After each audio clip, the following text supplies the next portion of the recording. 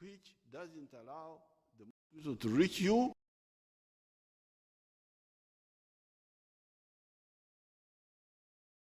Doing it properly, the mosquitoes will be finished now. Other measures like the indoor spray, indoor residual spraying on the walls, the mosquitoes would be reduced. I know this because we were able to eliminate tsetse flies in the cattle corridor, in the Ngoma, Nakasongola, Wachato, Singo, Gomba, all the way to Isingiro, by using Decatex, which we were spraying to kill ticks, but it would also kill tsetse fly. Any tsetse fly that would try to bite the cow would die. The cow became a mobile killer of tsetse flies.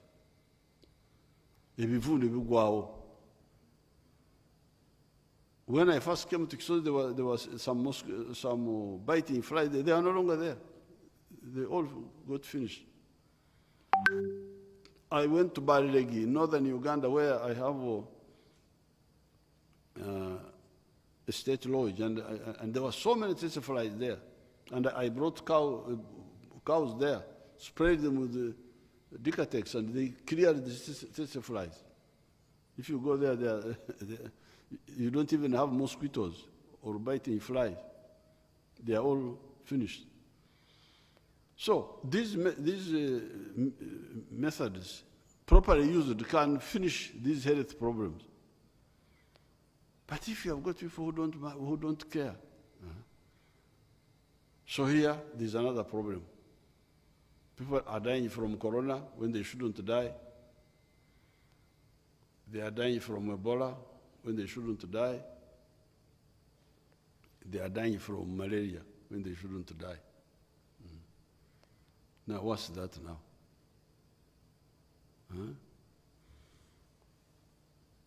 The final item on health I want to comment on is HIV/AIDS. The other day we were in Rukungiri on AIDS Day, and I was looking through the briefs and the messages. We have in Uganda 1.36 million people, no, 1.45 million people who have got the virus, who are living with the virus, HIV. Out of these, 1.36 million are on lifelong antiretroviral treatment, what we call ARVs. They are being treated with these medicines, which doesn't allow the person who has got AIDS to die, saves him, doesn't die, doesn't eliminate the virus completely, but it suppresses it and the person lives.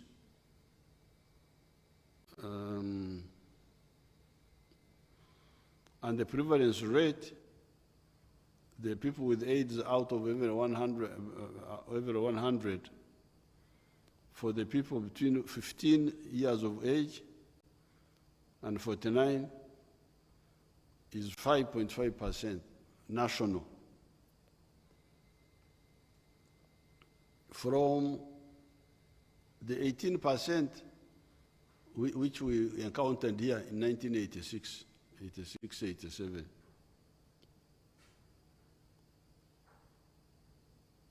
The problem, however, is that we are getting new infections. 54,000 new infections occurred in 2021. This was a bit lower than a few years ago when 70,000 new ones were being infected. But still, 54,000 is a big number. It's a big number.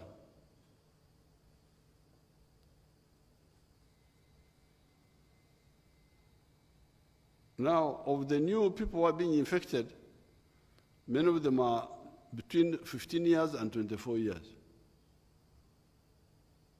Our young people are getting infected.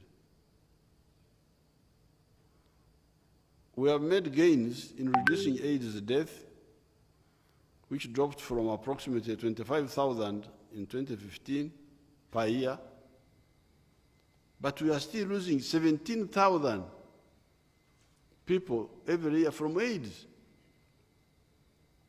So people are still dying from AIDS. Why? Because even when they are put on the drugs, they don't take them consistently. Again, they neglect. You can imagine now. So you see how many people are dying from when they shouldn't die. Ebola, people are dying when they shouldn't die. Corona, people are dying when they shouldn't die.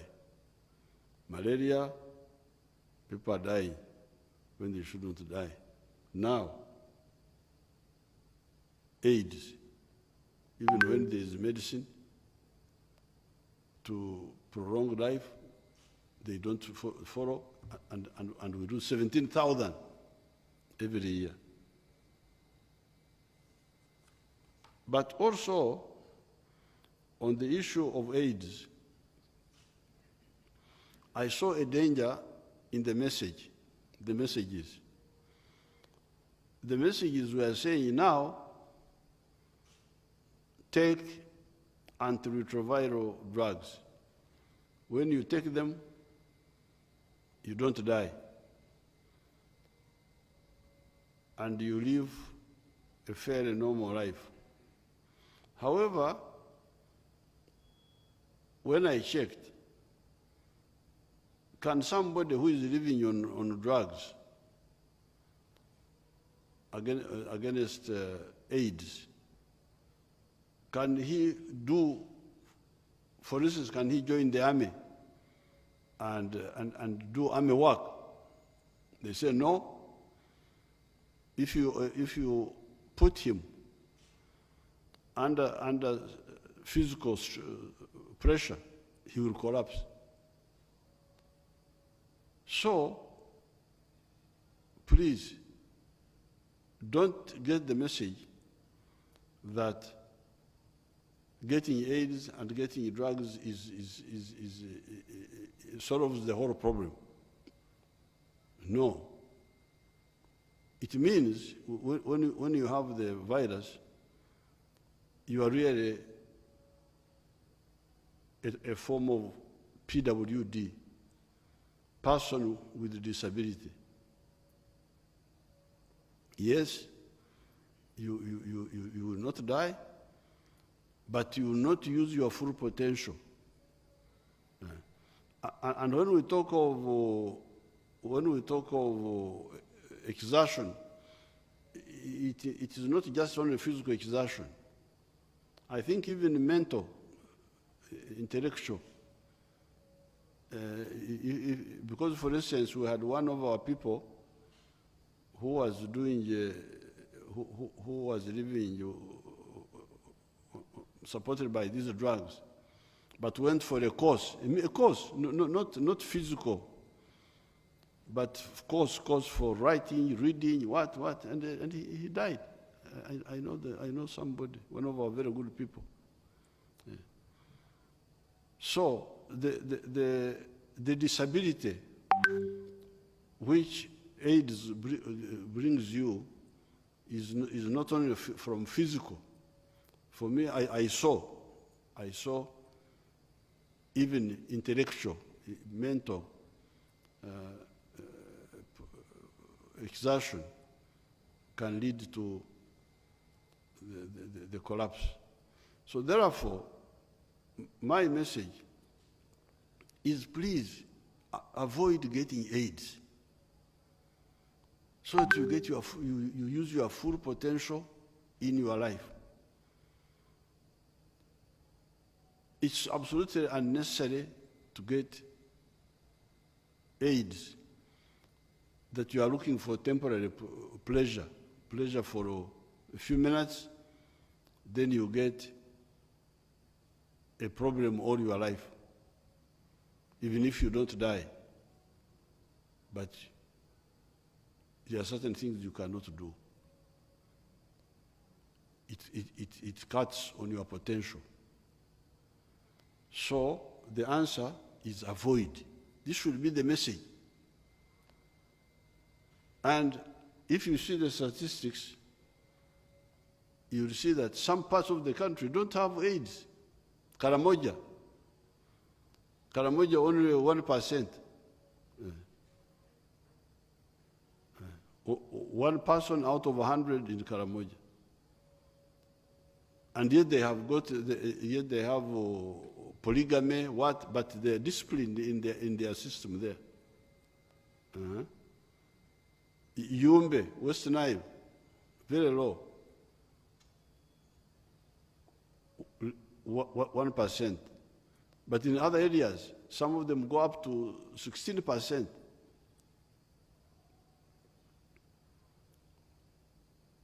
So it is really behavior. Behavior is the main issue. And that's what should be emphasized. Instead of emphasizing so many other things, condom use, I don't know what. Why do you have to go with people whom you don't trust? Why? What are you looking for?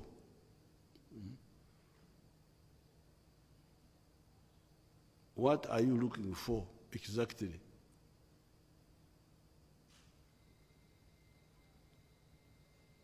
Sex should be very intimate with people you 100% sure of.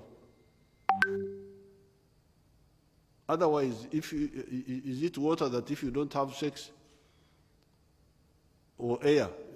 Because the other time I told you that I was speaking about something and I did research. I found that if you don't get air for 6 minutes, you die. I think water you take, I don't know how many days. Food you take almost a month. Now, if you don't have sex from an unsure source, what will happen to you? People are just lost.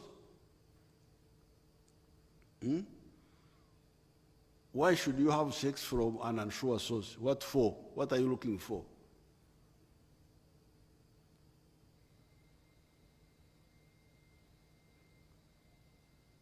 Therefore, on the issue of AIDS, my message is, yes, the ones who are already infected, they should get drugs and stay on them.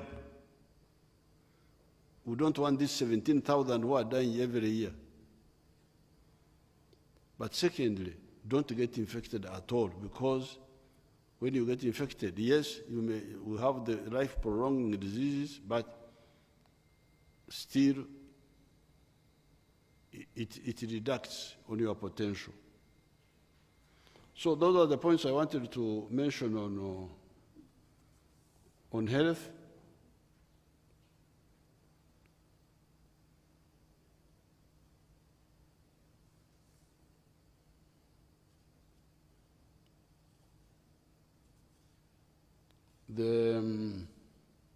Now, on the issue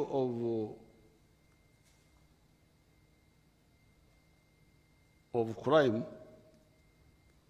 you have been hearing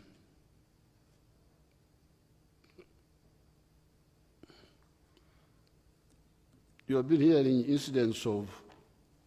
First, we had the attack on General Katumba. where his daughter died and another person, and Katumba was injured. Then you had attacks on police posts. There were attacks in the Bukomero area. Then the other day you had some attack in Busika. And recently we had a cross-border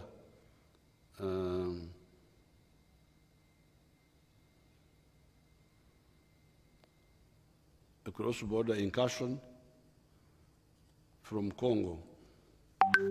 Now, some of it is pure crime. Crime, like for instance, the people who killed a soldier at Gaddafi barracks and were later killed, and the guns recovered in Jinja, in Iganga area. This was just a crime. A soldier was using a gun to rob. Then he was arrested, then he escaped, then came back and killed a soldier, but eventually he was gunned down. So that was mainly crime for money. But the incidents of these police posts and the attack on Katumba was by elements connected to ADF and another group of some people operating out of South Africa. These are the ones who were in the Chiboga area.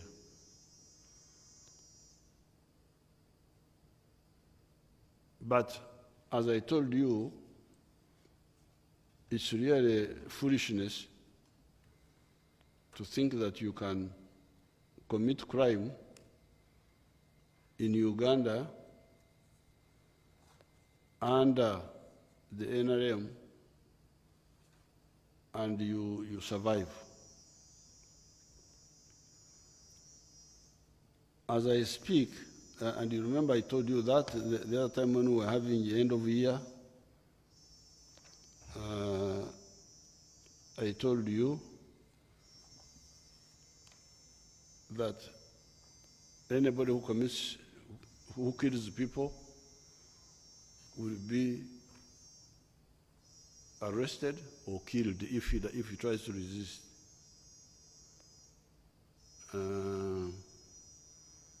So I can give some incidents here.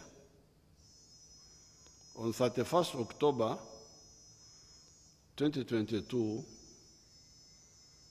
an estimated 7 criminals attacked Busika police station in Ruero, during which they killed 2 police officers, robbed 2 guns, and set the station ablaze. So they thought they had disappeared when they did that. Now, the problem with the crime, there's no way you can go and commit a crime and you don't leave traces. Whenever you commit a crime, there's no way you will not leave traces.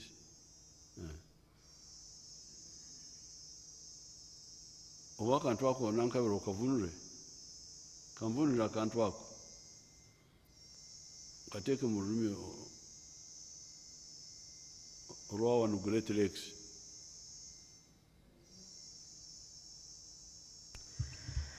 President agamba nti kizibu nnyo okuzza omusango ng'ogwo ogw'okutta abantu n'otolekaawo buufu oba n'otolekaawo obubonero. Yes. Obuyamba bano abantu abajja okulondoola ne bamanya ani abadde mu kikolwa ekyo. Emirundi egisinga buli wabeerawo ekitta abantu ekyekikanga ekyo era wabeerawo obuufu, wabeerawo abajja okuwondera obubonero bwe balabirako. These people thought they were very clever, but of course there were cameras which saw them. Although they had covered their heads, there were cameras which saw them. There were other signs. And the police kept looking for them. Later on the 9th of December, 2022,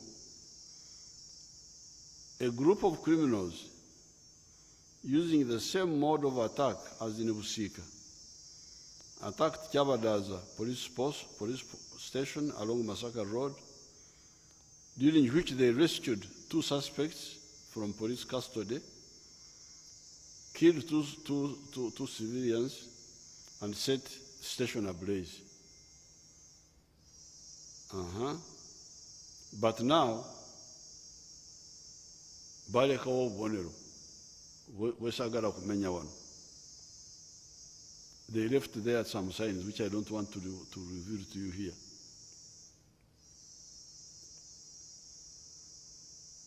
Now, using those signs which they left now, security forces have been hunting for these groups until Friday, 16th December 2022, when police teams raided the suspected ADF cell in Maganjo,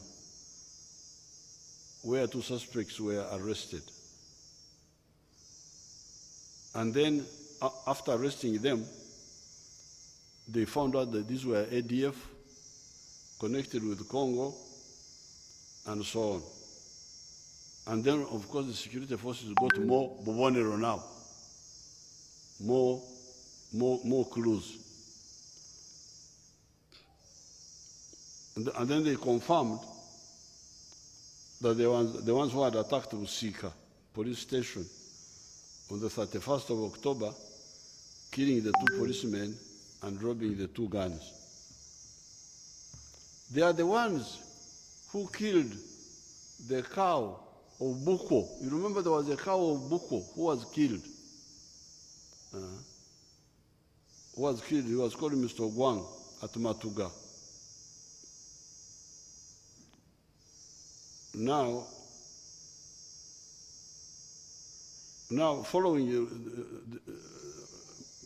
this more information, police intensified the hunt for their accomplices until the night of the 18th December 2022 at 23 hours, which is 11 p.m. at night,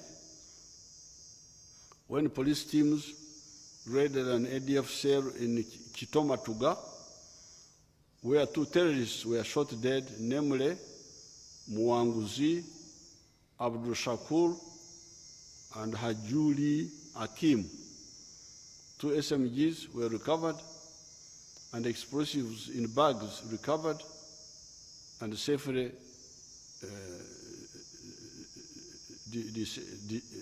detonated by the police bomb squad. Evidence of detonators and other explosives and metro bars were found. Initial police forensic analysis has confirmed that one of the recovered guns is the very one the criminals robbed when they attacked Busika police station, while the second one was robbed from a private security guard at Rugoma Kawempe police station in September 2022. So now, this group now is fully accounted for. There are still a few members of their group whom they are hunting.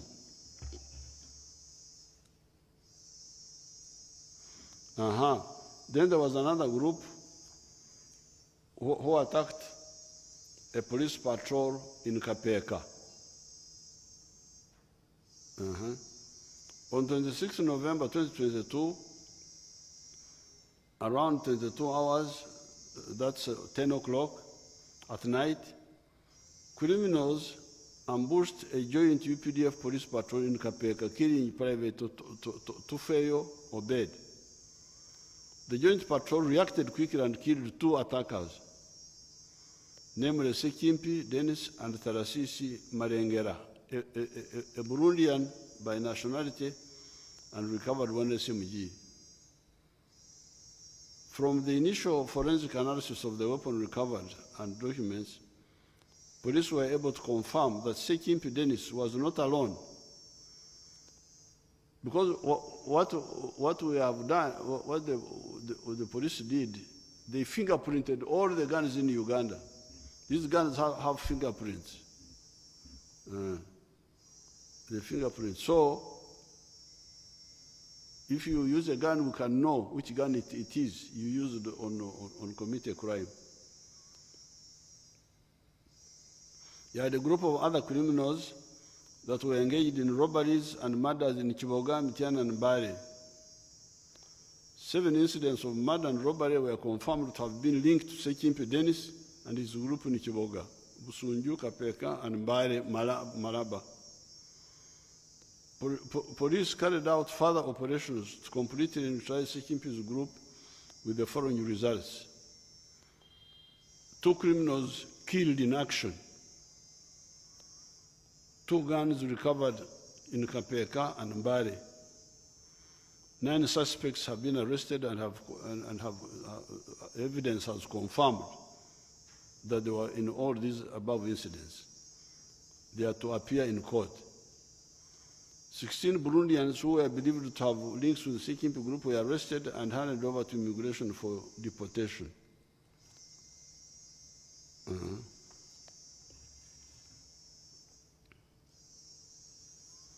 Now, I have already told you about the ones who attacked Gaddafi barracks. Those were killed again. I've already told you about those.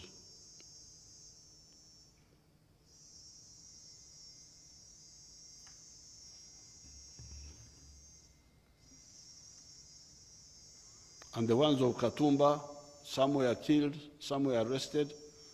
They are now in court.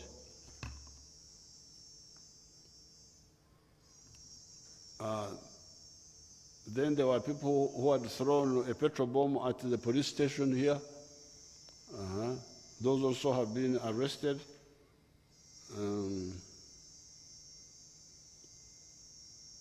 Then the Bijambia groups were arrested. You remember the Bijambia massacre? They were arrested.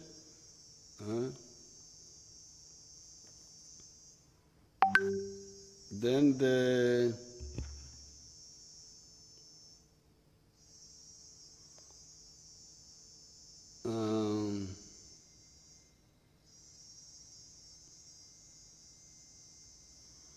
maybe let me read this one for you. I'm just going through the file just to show you how these fellows are wasting time, but I will come to that. On 25th November 2021, criminals ambushed a UPDF patrol in Wakiso Town Council, where they hacked 2 UPDF soldiers using machete and took 1 gun. Later, on 7th December 2021, they attacked police in Busunju, during which they killed 2 police officers and robbed 2 SMGs. Lastly, on 16th December 2021, they attacked Nakasu's police post in Kiboga, during which they killed 2 police officers and robbed 2 police guns. So they think they were very clever now. Following these attacks, police and the UPDF, with the support of intelligence agencies, launched full-scale operations and arrested 22 suspects who revealed that they belonged to a rebel group called Uganda Coalition Forces for Change, under one Ndugwa Frank Semwogere, who initially escaped arrest, but was later arrested from Kenya and brought back for trial by the General Court Martial. All the 5 robbed AK-47 SMGs were recovered. The 22 suspects, including their overall commander, Okwogera Ndugwa, have been charged before the General Court Martial of offenses of murder, aggravated robberies, and so on. So that group is totally accounted for. Now, lastly, the other day, when I was in the US, a group of 40 came from Congo,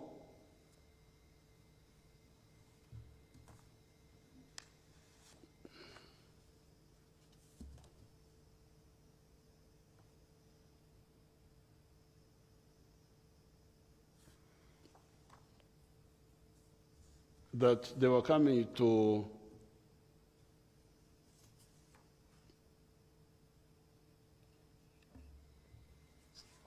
I think this is the one.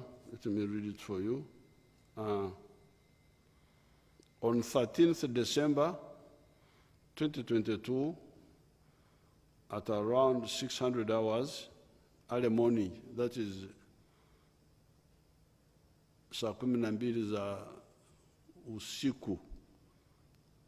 You know, there is confusion by the English. They say 6 o'clock in the morning. You know, morning is, for us, we count from the first hour of the night. So here we are talking about saa 12 z'ekiro. From, it's now, I think now, it must be now about the 3rd hour of the night. So you go on counting until 12 hours. So saa 12 za asubuhi, za usiku. The civilians called on the UPDF border detachers of Chapa and Kayanja 1 by use of telephones, and informed the soldiers that the enemy had crossed River Semuliki and entered on our side. Quickly, the border detachments informed their commanding officer, 8th Mountain Battalion, Lieutenant Colonel Saul Bishusha Nabimanya. He organized assault squads who advanced using convergence battle formations, approaching from 4 approach routes. They intercepted and attacked the enemy around the villages of Chapa, Chove, Kayanja 2, Bweramure Junction. That enemy group came from Mambasa territory at the river Ituri, in Ituri province, in a bigger group which crossed Eringeti Commander Road, that is inside Congo, and entered Irumu territory to areas of Tokomeka and Berutu, whereby on the 11th of December 2022, our joint forces of 83 Battalion and 1 Commando Battalion and the Congolese Army attacked it and killed 30 terrorists and captured 8 guns from them. Inside Congo now, that's where our people attacked them and killed 30 of them. And on the 11th of December, and captured 8 guns, and rescued 19 abductees. That bigger group was under a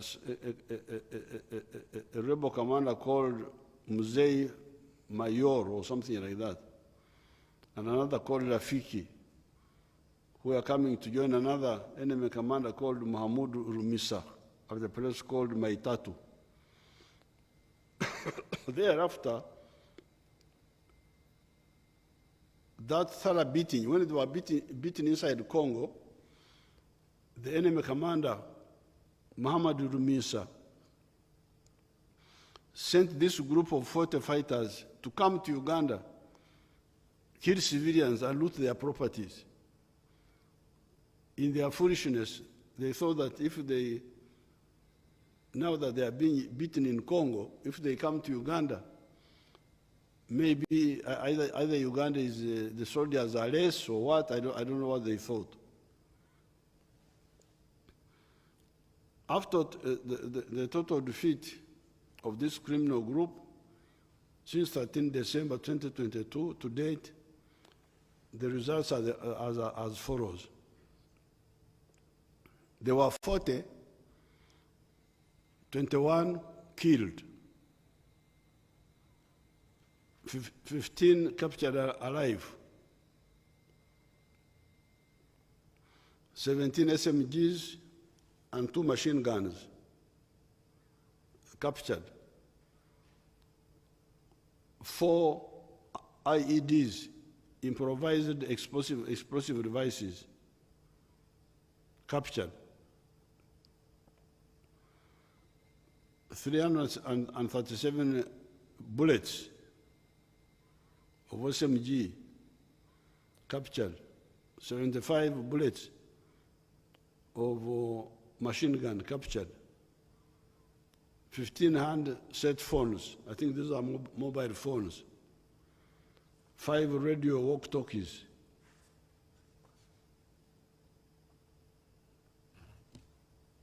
on our side, 1 soldier was killed, 1 soldier was wounded, 1 civilian was killed, 2 civilians were injured. So therefore, out of the 40 who crossed into Uganda, 36 are either dead or captured. The one we don't know where they are 4. Combined operations are ongoing to account for the 4 remnants. But we suspect they could have probably drowned in the river.